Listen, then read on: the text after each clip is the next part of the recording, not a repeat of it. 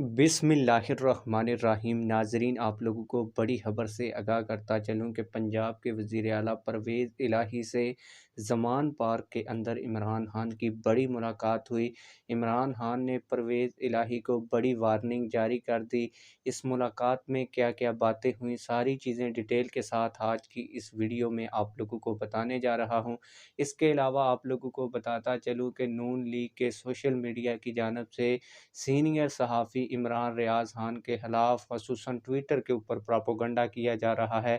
इस हवाले से भी डिटेल के साथ आज की इस वीडियो में आप लोगों को आगाह करूँगा। लेकिन वीडियो शुरू करने से पहले आप लोगों से एक छोटी सी रिक्वेस्ट है, अगर आपने अभी तक हमारे चैनल को सब्सक्राइब नहीं किया तो जल्दी से चैनल को सब्सक्राइब कर लें ताकि आने वाली नई वीडियोज़ आप लोगों को बर वक्त मिलती रहें।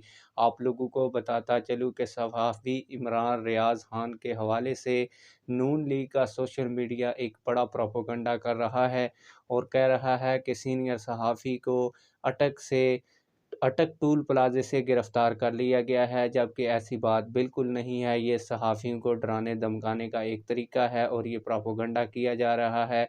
आप लोगों को बताता चलूँ कि सहाफ़ी इमरान रियाज़ खान को गिरफ़्तार नहीं किया गया, वो बिल्कुल ठीक-ठाक हालत में अपने घर के अंदर मौजूद हैं।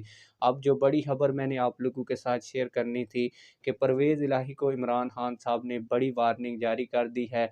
और आप लोगों को बताता चलूँ कि ज़मान पार्क में इमरान खान की और परवेज़ इलाही की जो मुलाकात हुई, इसमें परवेज़ इलाही को आखिरी वार्निंग जारी करते हुए इमरान खान ने कहा कि इससे पहले भी हमने आप लोगों को बताया था कि लॉन्ग मार्च के ऊपर हमला हो सकता है।